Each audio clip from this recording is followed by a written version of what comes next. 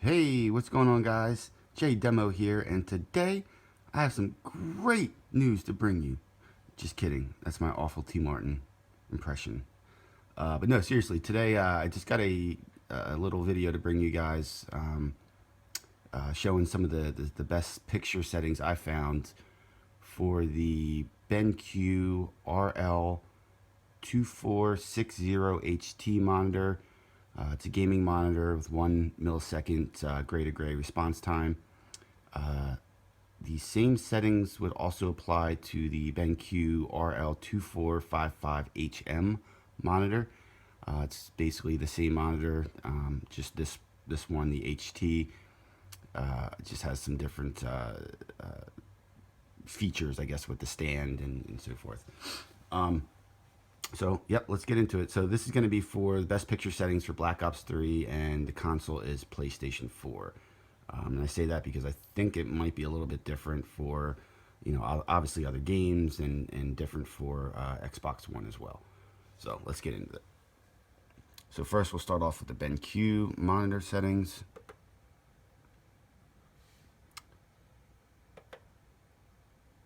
Okay.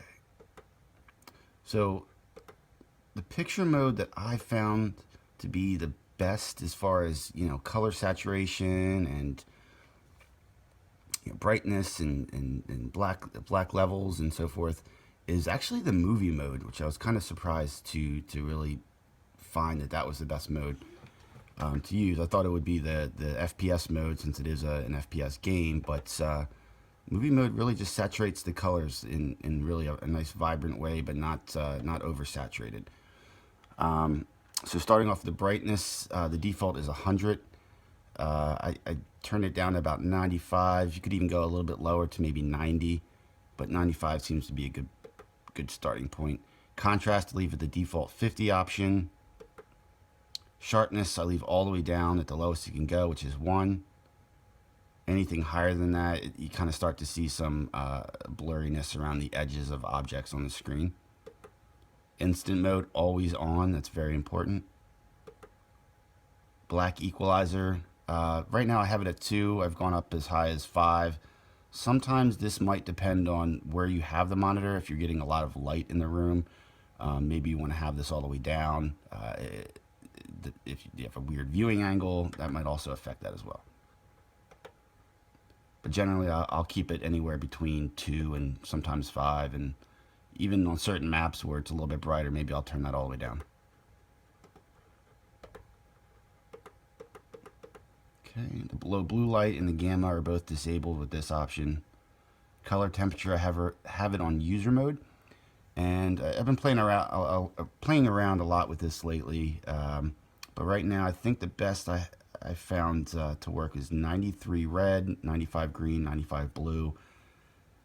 Is really not a huge difference between each one of them, so you can kind of play with that, give or take 1 or 2 each way, and see what works best for you.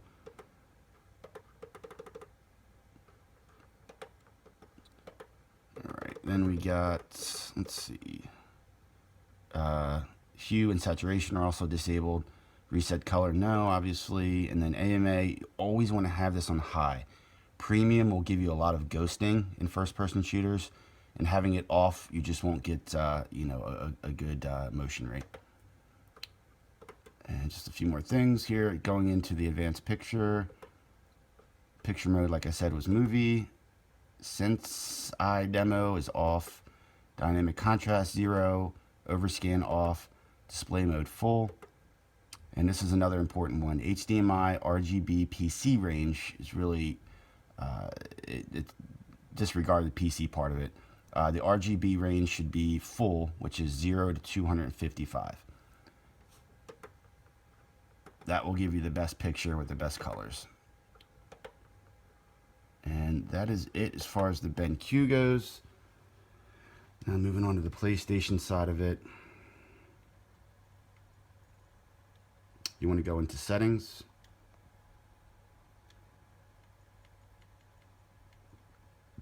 Sound and screen. Video output settings. Resolution should be 1080p. And not automatic, because sometimes it'll try to put it at maybe 1080i or 720p. But for this monitor, it's a full 1080p, full HD monitor, so you want to have that at 1080p. And to match the setting that we just talked about on the BenQ side, you want to have the RGB range set to full. This is very important. This matches what the setting was on the BenQ, where it said 0 to 255. It gives you the full color spectrum, which is pretty common for gaming monitors. If you're playing on a TV or something like that, generally you would want to have that on limited, but since this is a BenQ gaming monitor, not a TV, you want to have that on full as well. And last, we have deep color output. I have it to automatic. The only other option is off. I haven't really found a huge difference having this set to automatic, so anything I found online just said throw it to automatic and maybe it'll help. I don't know. All right, and then last, going into the actual game picture settings, you just want to hit your options button on your controller. Go to the options tab, graphics tab, brightness. I have this set basically right around the middle there, so you can't see the Black Ops 3 logo.